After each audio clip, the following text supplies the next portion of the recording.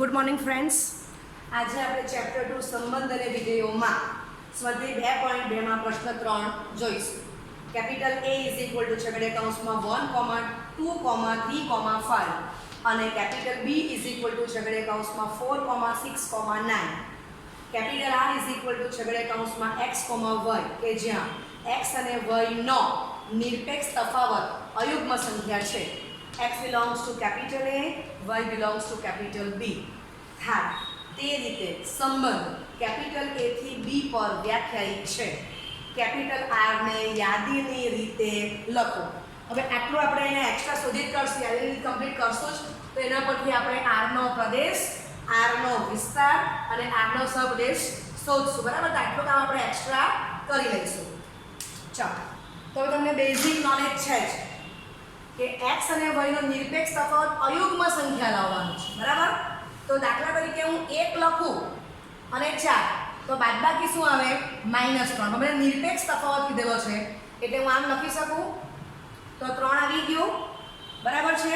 તો તમને ખબર પડે કે અયુગ્મ સંખ્યા માઈનસ યુગ્મ સંખ્યા, તો અયુગ્મ સંખ્યા આવવાની છે. બીજું એક આમાંથી હું યુગ્મ સંખ્યા પસંદ કરું 2 અને આમાંથી હું એક અયુગ્મ સંખ્યા પસંદ કરું તો શું આવશે? -7. તો 7 આવી ગયા. બરાબર છે? ઓકે. તો આપણને જે જવાબ y મળે છે એ બિલોંગ્સ ટુ b માં છે જ.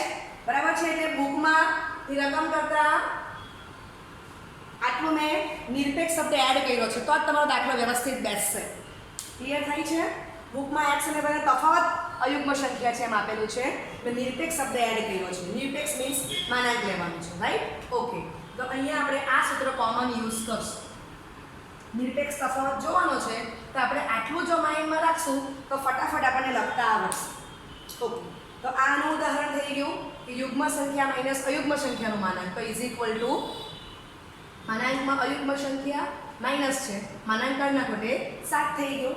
ચાલો, તો આ બેઝ પર આપણે એને યાદ રીતે લખીએ. એક જ એક્ઝામ્પલ આપ્યું છે તો પહેલાં હું આ વ્યાખ્યાને ફોલો કરું છું અને ડાયરેક્ટ જ ઓકે. અને હવે આ લખવાનું છે તો આપણે આ રકમ લખી દીધી. રાઈટ? આ આપણો પક્ષ થઈ ગયો. આટલું આપણને આપેલું છે. આ લોજિકનો ઉપયોગ કરું છું. ચાલો, માટે યાદીની રીતે કેપિટલ R ઇઝ ઇક્વલ, ચાલો તો પહેલા x બિલોંગ્સ ટુ કોણ છે? Capital A. તો x માંથી અયુગ્મ સંખ્યા લખો 1. તો મને y માંથી કોણ જોઈશે? યુગ્મ સંખ્યા. બરાબર છે? ઓકે. એટલે x ને તમને શું આપેલું છે? માનાંકમાં x - 1. બરાબર? For all x belongs to capital A and for all y belongs to capital B. એને બી ડિફાઇન કરેલા છે. ચાલો, તો હવે 1 લઈશું તો અહીંયા બાજુમાં કોણ આવશે? 4. પછી x યામ 1 તો બાજુમાં 6 આવશે. બરાબર છે? ઓકે. હવે 1 લેવ તો 9 પોતે અયુગ્મ છે એટલે લઈ શકાશે નહીં. તો અયુગ્મ સંખ્યા માઈનસ અયુગ્મ સંખ્યા યુગ્મ સંખ્યા થઈ જશે. ચાલો, હવે 1 પછી બીજી અયુગ્મ સંખ્યા કોણ આવે છે? 3. હું પહેલા એક જ સૂત્રને પરથી એપ્લિકેશન કરું છું. આમાં 3 લેવ તો બાજુમાં યુગ્મ સંખ્યા 4 આવશે. પાછો 3 લેવ તો બાજુમાં યુગ્મ સંખ્યા 6 આવશે. બાદબાકી અયુગ્મ સંખ્યા આવી ગઈ. હવે અહીંયા 3 તો 9 નહીં લેવાય કારણ કે અયુગ્મ ઓછા અયુગ્મ યુગ્મ સંખ્યા આવશે. ઓકે. એટલે અહીંયા કમ્પ્લીટ થઈ ગયું. ચલો, ગણ એમાં બીજી કઈ અયુગ્મ સંખ્યા છે કે 5, તો હું લખીશ 5. તો 5 ની સાથે યુગ્મ સંખ્યા 4, ફરી પાછું 5 લખીશ તો યુગ્મ સંખ્યા 6. હવે 5,9 લખીએ તો બાદબાકી યુગ્મ સંખ્યા આવી જાય એટલે 5,9 લખી શકાય નહીં. બરાબર? તો આ એક વ્યાખ્યાના ઉપયોગથી આપણે આટલી બધી વસ્તુ, આટલા બધા પોઈન્ટ ક્રમિક જોડમાં લખી દીધા છે. ચાલો, હવે આ વ્યાખ્યાનો યુઝ કરશું. અને આ વ્યાખ્યાનો તો યુગ્મ સંખ્યા માઈનસ અયુગ્મ સંખ્યા, તો x આપણે a માંથી લેવાનો છે તો a માં માત્ર એક જ યુગ્મ સંખ્યા આવેલી છે તો હું લખીશ 2. હવે પહેલી યુગ્મ સંખ્યા લીધી એટલે મારી બાજુમાં અયુગ્મ સંખ્યા લેવી પડશે. તો b માંથી જો તો b માં અયુગ્મ સંખ્યા કોણ છે? એક જ છે. તો આવી ગયું યુગ્મ સંખ્યા માઈનસ અયુગ્મ સંખ્યાનું માનાંક તો ઇઝ ઇક્વલ ટુ અયુગ્મ સંખ્યા આવી જશે. ઋણનું માનાંક ધન થઈ જ જવાનું છે. ખ્યાલ આવી ગયો? ઓકે. તો યાદી તમારી તૈયાર થઈ ગઈ. ચાલો હવે આપણને ખબર જ છે કે યાદી રીતે લખ્યા પછી તમે x યામને ઉંચકી લો તો r નો પ્રદેશ થશે છેડે કૌંસમાં મૂકી દો. પછી r માં જે તમે વહ્યમ લખ્યા એ બધા વહ્યમ પેરમાંથી ઉંચકી લો, ક્રમિક જોડથી વહ્યમ ઉંચકી લો, છગડે કૌંસમાં મૂકી દો તો એ r નો વિસ્તાર થઈ જશે. ચાલો તો માટે capital R no Pradesh is equal to છગડે કૌંસમાં x યામ ઉંચકી લો 1 3 ને 5 બરાબર. છગડે કૌંસમાં તમને ખબર છે ગણમાં કોઈ પણ ઘટક એક કરતાં વધારે વાર પુનરાવર્તન થાય પણ લખાય એક જ વાર એટલે 1 3 5 આવી ગયા છગડે કૌંસમાં. ચાલો કેપિટલ R નો વિસ્તાર વહ્યમ ઉંચકી લો તો 4 6 9 છે. ઓકે અને તમને સહપ્રદેશ પણ r નો એ જ આપણે લખી દઉં છું કે ઇઝ ઇક્વલ ટુ r નો સહપ્રદેશ. બરાબર છે. ઓકે સમજાઈ ગયા દાખલો. એટલે એક જ લોજિકનો ઉપયોગ કરવાનો છે કે અયુગ્મ સંખ્યા માઈનસ યુગ્મ સંખ્યા તો અયુગ્મ સંખ્યા અથવા યુગ્મ સંખ્યા માઈનસ અયુગ્મ સંખ્યાનું માનાંક લઈ લો તો ઇઝ ઇક્વલ ટુ માનાંકમાં અયુગ્મ સંખ્યા. ક્લિયર? ઓકે તો આગળ દાખલાના બેઝ પર એક દાખલો એક્સ્ટ્રા આપું છું. આટલો જ તફાવત છે x અને y નો નિરપેક્ષ તફાવત. હવે આપણે યુગ્મ સંખ્યા લાવવાનું છે. ચાલો તો આને માટે બેઝિક નોલેજ કયો છે તો તમને ખબર છે કે 2 ઓછા 4 એનું માનાંક લેવું તો માનાંકમાં -2 થશે. ઇટ મીન્સ કે યુગ્મ સંખ્યા માઈનસ યુગ્મ સંખ્યા ઇઝ ઇક્વલ ટુ યુગ્મ સંખ્યા. ચાલો ત્યાર પછી હું લેવું કે માનાંકમાં 1 ને આમાંથી 9 લેવું તો 2 અયુગ્મ સંખ્યાની બાદબાકી એનું માનાંક તો એ તમને શું મળી ગયું યુગ્મ સંખ્યા. તો બીજું લોજિક કયું આવી ગયું અને આપણે એને માનાંકમાં મૂકી દઈએ છીએ. માનાંકમાં અયુગ્મ સંખ્યા માઈનસ અયુગ્મ સંખ્યા બ્રેકેટ ઓવરનું માનાંક ઇઝ ઇક્વલ ટુ માનાંકમાં યુગ્મ સંખ્યા. બરાબર છે. તો આ લોજિકના ઉપયોગથી આપણે કરશું.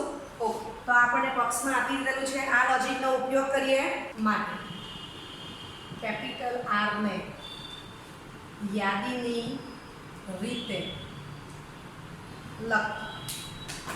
ચાલો તો કેપિટલ R ઇઝ ઇક્વલ તો પહેલું આપણે યુગ્મ સંખ્યા પસંદ કરીએ. અહીંયા કોઈ પણ લખી શકો છો તો હું 2 ફિક્સ કરું છું તો આ બાજુથી કોણ આવશે વહ્યમમાં 4. 2 ફિક્સ કરો તો વહ્યમમાં 6. બરાબર છે. ઓકે થઈ ગયું આટલું કમ્પ્લીટ. હવે આ બાજુ જો તો ગણ એમાં બીજી કોઈ પણ યુગ્મ સંખ્યા આપેલી નથી. ક્લિયર? ચાલો તો આ વ્યાખ્યાનો ઉપયોગથી આપણે આ બે લખી ગયું છે. હવે આનો ઉપયોગ કરીએ અયુગ્મ સંખ્યા માઈનસ અયુગ્મ સંખ્યા. ચાલો તો આમાંથી લઈએ 1 લઈએ તો મને અયુગ્મ સાથે અયુગ્મ જ જોઈએ છે તો અયુગ્મ અહીંયા એક જ આપેલી છે આ બાજુ મને યુગ્મ એક જ આપેલી હતી. રાઈટ. ચાલો તો 1,9 થશે. ચાલો ત્યાર પછી 3,9 અને ત્યાર પછી 5,9 થશે. દરેકની બાદબાકી ચેક કરી લેવું. માનાંક ઋણ સંખ્યા માનાંક ધન જ આવવાનું છે તો બધામાં તમને યુગ્મ સંખ્યા મળી જાય છે.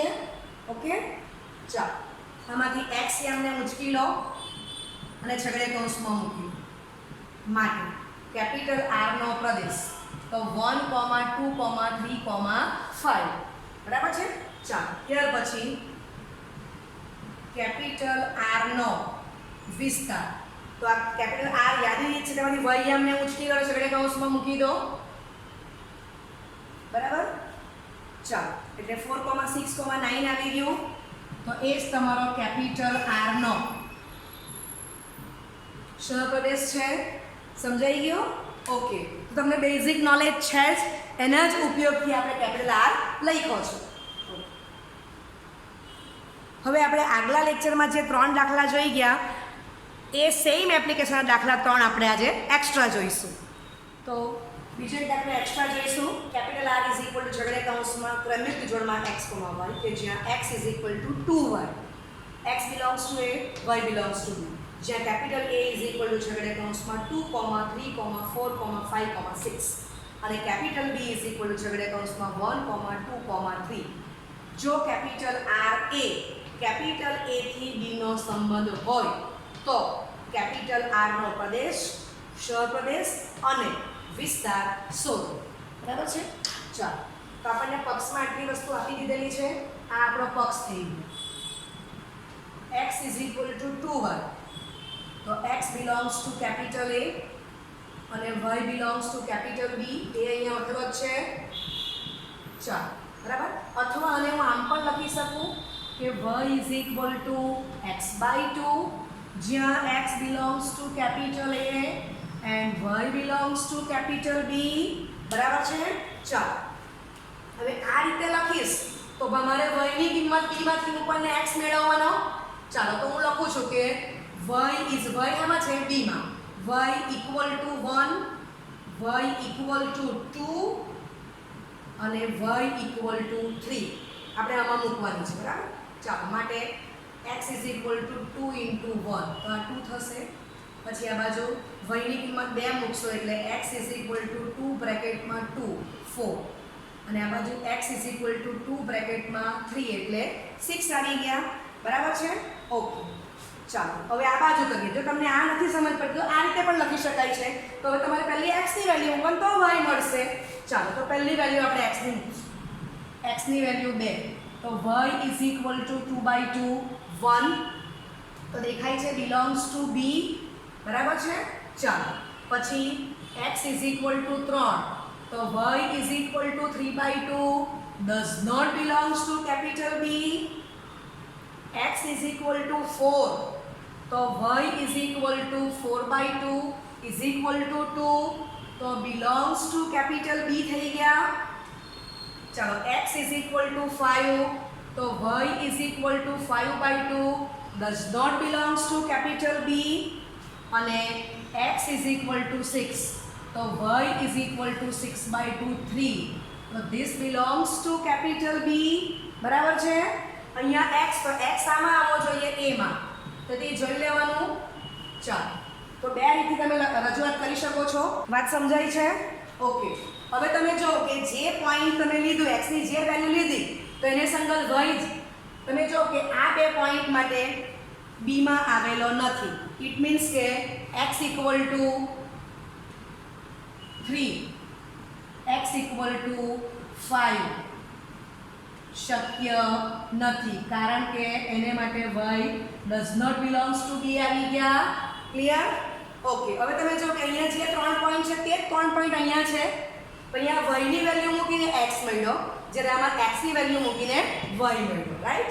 ચાલો, તો હવે આપણે એને પહેલા યાદી રીતે લખી દઈએ છે. તો યાદી રીતમાં આપણે પહેલા x યામ કમ્પ્લીટ કરીએ છીએ. ચાલો, તો x યામ 2 ત્યારે y યામ 1. બરાબર? બંને વચ્ચે તો સરખું જ. ચાલો, પછી x યામ 4 ત્યારે y યામ 2 અને x યામ 6 ત્યારે y યામ 3 આવી ગયો. ક્લિયર? સમજાય છે? એટલે જવાબ તો સરખો જ આવવાનો. આમ તો આ શોર્ટ મેથડ થઈ ગઈ. બરાબર છે? ઈઝી મેથડ આ છે. ઓકે, ચાલો, બસ આ યાદી રીત લખી દીધી. આપણને માંગેલ નથી પણ લખી દીધી. હવે આપણને ખબર છે કે યાદી રીત લખ્યા પછી x યામને ઉંચકી લો તો કેપિટલ R નો પ્રદેશ થશે. છગડે કૌંસમાં મૂકી દો તો 2, 4, 6.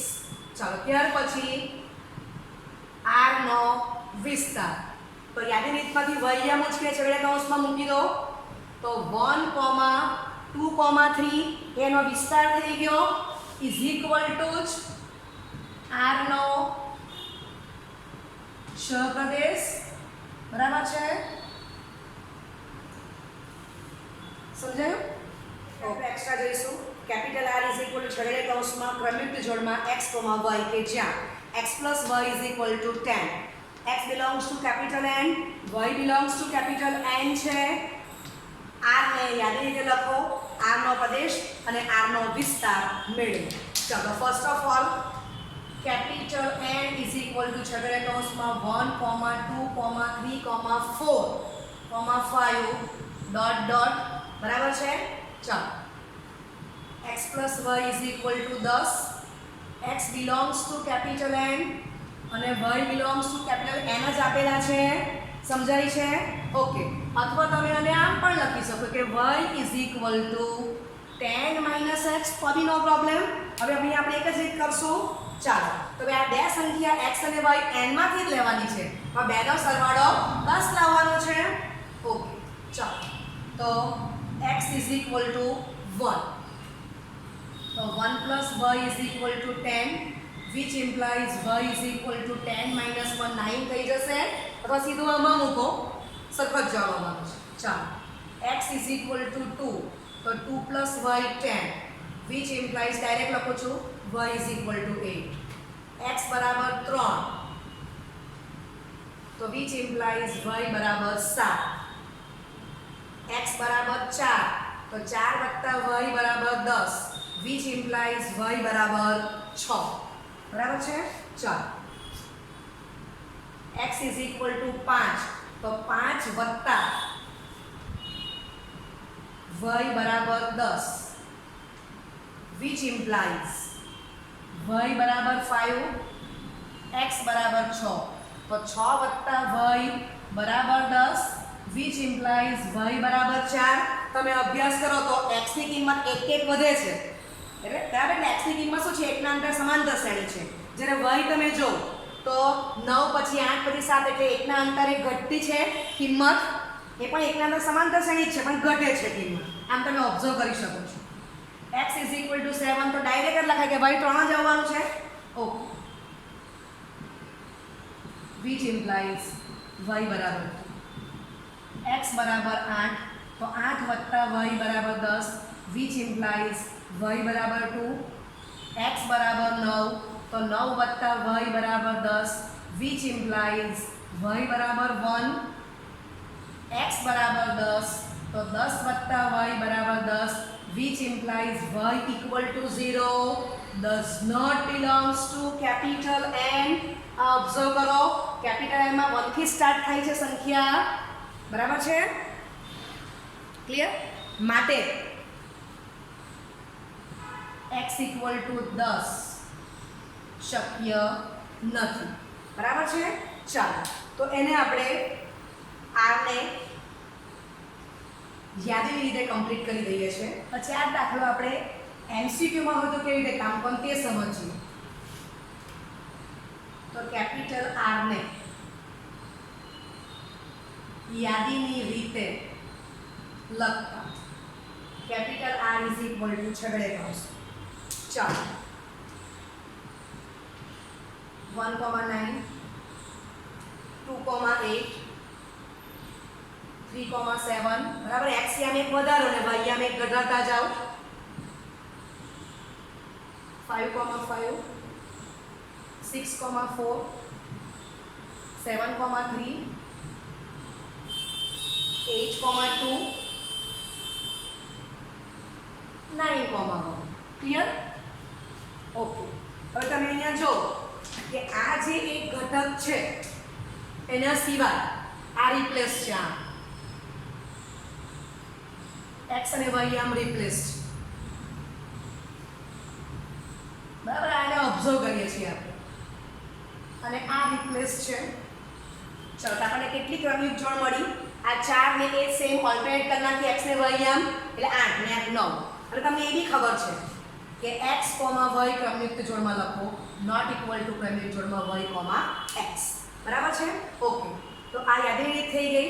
હવે આ દાખલો મને એમસીક્યુમાં પૂછેલો હોય તો મારે આ બધા કેલ્ક્યુલેશન કરવાની જરૂર નથી. હું એક જ ખાલી જોઈ લઉં કે પહેલામાં હું 1 લેમ તો 1 વત્તા y 10 થઈ ગયા, તો y ની કિંમત 9 મને ખબર પડી ગઈ. પછી તમે ડાયરેક્ટ લખવા માંડો કે આ 2 લેવ તો 8 જ આવવાનું છે. એટલે તમારે એમસીક્યુમાં દાખલો પૂછેલો હોય તો આ બધું રાઇટિંગ બતાવવાની જરૂર નથી. ક્લિયર? ઓકે, ને ફટાફટ લખતા જાવ આ રીતના. છેલ્લે અહીંયા કાળજી રાખવાની છે કે x 10 લેવ, 10 તો n માં છે પરંતુ y ની કિંમત 0 n માં નથી. બાકીની બધી વેલ્યુ n માં છે એટલે બિલોંગ્સ ટુ n લખતી નથી. સમજાય છે? ઓકે, ચાલો બસ હવે એના પરથી આપણે પ્રદેશ વિસ્તાર લખી દઈએ છીએ. યાદી જે લખી છે એના ઉપરથી માહિતી. Capital આરનો Pradesh is equal two છગડીયા કૌંસમાં એક્સિયામને ઉચકી લો આમાંથી. ચાલો માટે કેપિટલ આરનો વિસ્તાર. બરાબર.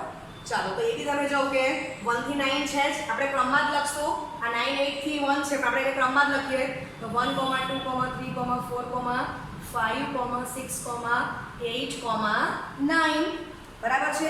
એ આ છે અને r નો પ્રદેશ. તો r નો પ્રદેશ આપણને કેટલો આપેલો છે? Capital N. બરાબર છે. એટલે આ દાખલામાં શું છે? r નો વિસ્તાર ઉપગણ કેપિટલ N. બરાબર. પરંતુ r નો વિસ્તાર is not equal to capital N means પ્રદેશ. કોનો? Capital R. બરાબર છે. ઓકે. બીજો એક દાખલા એક્સ્ટ્રા જોઈશું.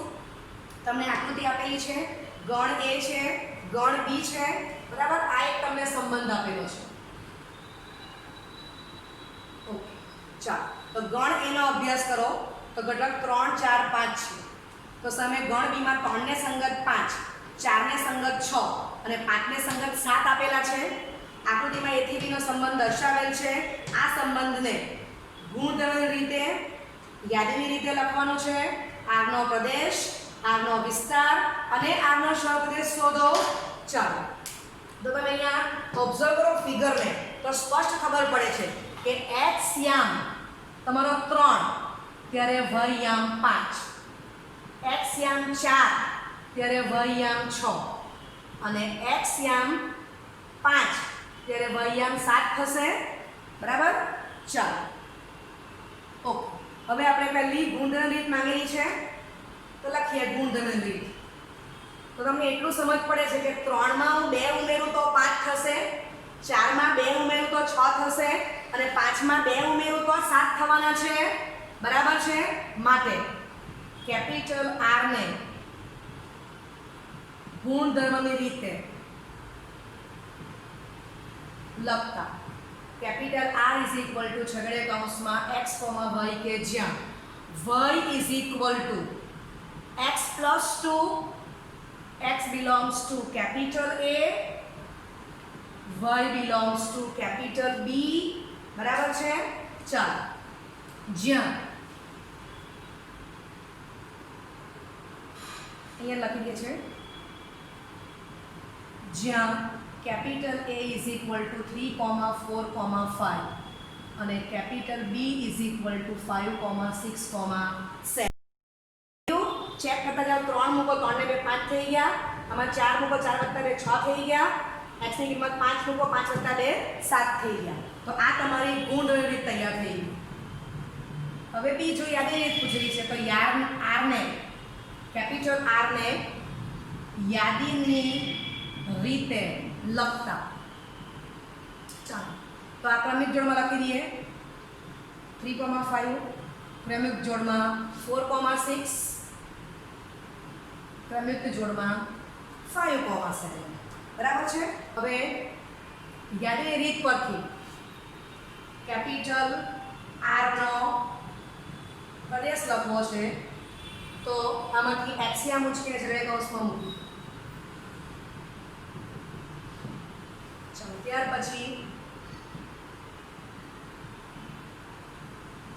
કેપિટલ R નો વિસ્તાર. બરાબર.